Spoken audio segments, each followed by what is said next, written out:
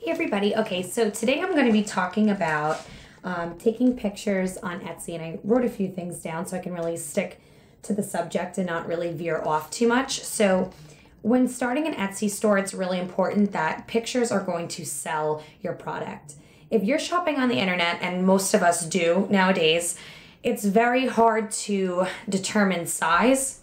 Color always is not accurate, as well as you can't touch it and you cannot feel it. You know, the buyer needs to have an experience when they're looking at your photographs, that it translates somewhat what it's going to be like in real life when it's in their hands. Because oftentimes, if you ever shop on like QVC or HSN, I've gotten pocketbooks before, or I'm trying to think what else, Tupperware, I mean, tons of stuff, beauty products, and it comes to your door and the color is different. The size is enormous, or it's really, really tiny. So it's really important that along with the pictures, your descriptions are really telling the story about that product that they're going to get delivered to the door. So to jump in with more or less the seller aspects is, I think it's important to determine a style that you're going to work with. I think that shops that have a cohesive background or similar style in their picture taking are ones that do well. Not necessarily true for all cases. My vintage shop is very eclectic. It has a lot of different kinds of pieces with a lot of different kinds of backgrounds because I've switched it so many times. And that's really like my testing shop. I kind of don't care if the pictures are all the same. I've tried to, but I just have so many items that I can't constantly retake, 300 pieces over and over again if I want to change my style. So I've done white, I've done wood, I've done different kinds of like scrapbooking paper, like romantic, floral, chic styles, and some of them work really well, some of them don't. It's really going to be it's going to be case by case. So your shop is going to be different than mine. Everything that I say is not necessarily what you have to do. I'm just trying to compartmentalize everything I've ever read and problems that people face, or reasons why people aren't selling. And a lot of the times, if you see shops that maybe have a great product, they're not photographing it to the best of maybe their ability. And this is what I'm trying to really narrow down and help you with. So style of background. What I mean is white background, wood backgrounds, rustic looking. You could do a Victorian, cottage chic. You could do very street chic with like models and, maybe like brick backgrounds. It really depends on what your product is and how you want it to be displayed. So, some people like to work with white backgrounds. White backgrounds are known on Etsy for being the front page sellers, meaning that you're going to get picked to be in treasuries, and those will be most likely the ones to end up on the front page. It's definitely biased love with white backgrounds. Etsy, most treasuries that are featured on the front page are with white background items, but not all of them. I've been featured on the front page, I think 2 or 3 times in the, what is it now, 2011, 12, 13, 2 years that I've been on Etsy. So it can happen without the white background. It really depends. White works really well because it just has the product stand out. There's no busy backgrounds. There's no really jargon to defocus from the piece itself that you're selling. Now, it's not always going to work with everybody. I don't like it with every piece I sell. Some of them work really, really well, like bright colors or really good like brass chunky pieces. But sometimes like sterling silver, I feel it just gets washed out. I don't like the look of it. And, maybe I'm not experienced enough working against a white background, but it doesn't always work for everything. It also might not fit the aesthetic of your designs. So maybe you would like a wood or a rustic background. That's the one that I prefer to use most. I find that it really gives a little bit of a texture, the background, because wood has like a nice grains and it's always different. I usually do it on my front porch, or I actually on saveoncrafts.com have really nice wooden slabs that you can purchase that are make for great backgrounds, and you could stain them or what have you to make them work better for maybe the coloring for the wood, because it's always like a really light oak. Romantic backgrounds are really nice as well. Like that cottage chic. Some people have like a very nice like light floral maybe background with like a nice cream color like paper that they use, and it really makes for like a really romantic story. Now that's going to work for certain shops, not for everybody, like I said. So you want to determine what style works for you. It's going to be different for everybody, but I would try to keep it kind of cohesive, because it'll work in the end for better storytelling for selling. Because if you go to a shop and everything kind of flows and blends, it makes it really easy visually on the buyer to look through your pieces, and it's going to attract the person that has the style that you're carrying in your line. Now, second thing is lighting. A few things you could do with lighting. Lighting is really tricky. In the past 2 years, same with background, I've changed it so many times.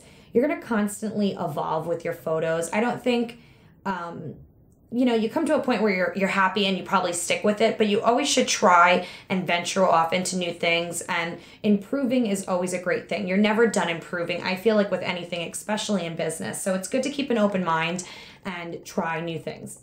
You can use a Lightbox. There's pros and cons of Lightboxes. There's a lot of do-it-yourself tutorials out on YouTube, out on blogs, on Etsy forums, and they're cheap, they're easy. I've used some of them. I have a professional Lightbox. I don't really like it.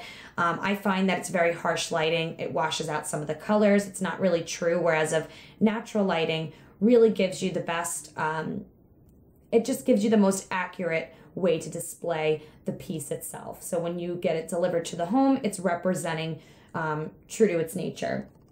So natural lighting, there's pros and cons of natural lighting. I live in New York, so it's really cold outside, obviously, in the winter, and it's really difficult to take pictures outside in the wintertime. So you can use like a windowsill, like pick a bright window or a doorway, and you can set up like a little place with your wood or your white background or your maybe scrapbooking paper, and you could set it up there. And you want to use soft lighting. Usually a cloudy day is best, or not with the sun directly on it, because that's not going to give you the most true to color. Soft natural lighting is always the best, and you'll be able to really pick up on the colors, and you can use your macro feature on any digital camera, or any SLR camera usually has a macro lens or a macro button that you could press, and you can really get close-ups for jewelry and smaller items. Same thing though with clothing. If you want to do like a clothing shoot with a model, it's best to go outside and utilize the natural light. It's going to just give the best color, I feel, representation of your products. And there's just so many sellers that have beautiful photographs with natural lighting. And it's not to say that you can't, because if you look at some of like the bigger websites nowadays, like Forever 21 or Macy's or Nasty Gal, or all of these companies, a lot of them use just white backdrops, and they have tons of lighting and professional photographers. Now, I'm not a professional photographer. I'm not going to invest thousands of dollars right now into lighting and shoots. I have to really make use of what I have. Lighting is free when it's natural lighting. It's not always convenient, because if you work a full-time job, you run an Etsy store, it becomes a little bit of a problem. It limits your picture taking to either the summertime when it's dark out for later, or on the weekends. I take all my photographs usually on the weekends because I like natural light. I've tried it a million times with the Lightbox, and it works, and it looks nice. And I think sometimes it works good for, like, I'm trying to think, maybe if you're selling hair barrettes and they're really small, and you can use that, or pottery sometimes looks really great, because most of the time there's a nice color in the pottery. I find that I would do lighter colors in my jewelry or silvers. It just, the white washes it out for me. But I'm going to link below some really good resources for building your own Lightbox, and also maybe some like tutorials on how to take good pictures with natural lighting. Now, the next thing I want to do is props. Props are a great thing. Now, I use something like this to display my necklaces, and I always try to display my necklaces on a neck stand, because I want the buyer to visualize what it's going to look like hanging. I do a lot of, like artistic photographs, I guess, on Etsy, where you do a lot of really weird close-ups that look cool, but you need to also know what it's going to fall, on your neckline. So if you can use real life models, that's great. It's just that for me, I have so many pieces, it's not always accessible to have somebody come here and take you know, do like a little photo shoot. I just don't do it. But models are a great tool to use if you can get a hold of somebody that you feel fits your shop style. I would definitely recommend going with a model. I use little teacups or little like white china I go and buy from like TJ Maxx, or you can go to the thrift store and you can get cups and mugs and hang your earrings on. And I try to keep the background simple, the props simple, and make the jewelry the centerpiece. I think it's important to not have a busy background, because when you start adding too much color or pattern, it starts to take away from the piece and it gets very busy and people will browse over it. So if you're coming up in the first page of Etsy in the search for a garnet necklace, if you have all these crazy colors in the back, people are going to skip over that than the piece that maybe is on a single solid color background, that the piece jumps out instead of all of the other stuff in the photograph. So props can be your best friend, but like I said, you could use a shell, but I wouldn't, you know, use a shell and a flower and some green berries. You know, like you want to really try to stick to just simplicity, because that's what's going to really sell the product. Now, close-ups and using all of your image slots. You're given 5 image slots on Etsy to display the product in photographs. And I try to recommend giving as many angles as you possibly can, such as maybe the piece, the clasp, the chain, or maybe if it's clothing, you know, the actual piece on a model. And then maybe, you know, the sleeves, the stitching, or, you know, the tag, you know, the neckline, the back, the front. You really want to try to give some unique angles as well as resourceful angles. You do not want to flood 4 pictures being the same exact picture. So usually I'll do 2 of the piece just kind of, you know, on a piece of wood, close up, different angles, and then 1 hanging on the neck bust, and then 1 close up on the neck bust. So this way they can get a good idea. The 5th picture I always use for packaging. Some people on Etsy on the forums will disagree with me. They think it's a waste of the picture. I don't. I think it's important. Not every customer is going to look through tens of thousands of, you know, product on your shop. Maybe they just found you through a search. They want that 1 opal necklace, and boom, they're going to buy it. They know how it's coming to be packaged. They know what the piece looks like, and they have all the information in the description. So definitely use all 5 slots. How you know, choose to use them is your own prerogative. I use 1 for my packaging. You don't have to do that. It's not necessary, but definitely try to get different angles, because that, like I said, is going to sell the product.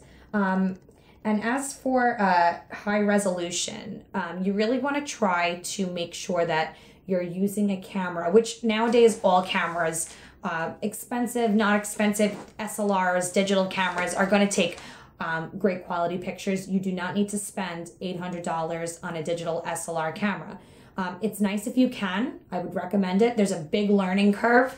I used to work for a woman who sold on eBay, and it was a very big learning curve, but the pictures were beautiful. What I use for my pictures is this Nikon Coolpix. It's a P80, and it's a digital SLR. So it's nice. It's kind of small. The lens, I don't know if the battery's in it. Yes, it is. The lens has like an 18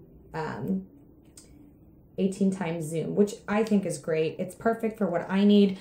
I would like a different camera and upgrade. I've had this for about 4 years. I got it for my birthday before I started to sell on Etsy. I talked to my parents about doing it, and they had purchased that for me to get started. And, you know, I really like it. It's probably time to upgrade for myself, but I also have a digital camera, and that's what I'm filming on, which is the Olympus. Oh, I don't even know what it is. I'll link it down below.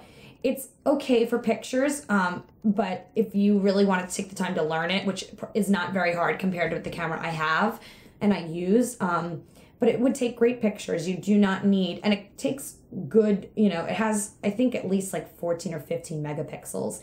And any camera you get at Best Buy, online, Target, Amazon have like 14 to 16 megapixels. So as long as you're working with, I think, like 10 and up, you'll be fine. And yeah, so I wouldn't go crazy if you're just starting out. You don't know if this is something that's just a hobby or even if it's a career. I would really try not to invest in a lot of money if you don't have it. If you have it, spend it, because I would. But it's not something that I'm in the range of buying, because it's just a big learning curve, like I said. Anyways, so yeah, I mean, those are pretty much the basics that I wanted to touch on. I think it's very helpful to just start there, because I see a lot of the times newer shops asking, like, you know, what can I do with my pictures, or how are my pictures? And a lot of the times their shop is nice, their products are good, but sometimes their pictures need the improving, and mine need improving. But for the most part, I do pretty well with my sales on between the 3 sites that I sell on. And a lot of the times where I meet people and then they go on my website, they say, wow, your pictures are really beautiful. It's almost easier for them to shop on my website than it is at my table, because they have time to really look through everything and they can really get a good representation of the piece with the pictures. And that's what you want. You want it from the buyer to search, finding the item, to actually buying the item. Not everybody's going to buy your item, but the more you work on your pictures and them being of good quality, is the more sales that you're going to get, the more treasuries you'll be featured in. Another thing is treasuries on Etsy. People are picking high quality photos, so that this way it can be possibly featured on the front page. But being featured on the front page is not the only way to be seen in Etsy. It's not the only way to be seen through treasuries.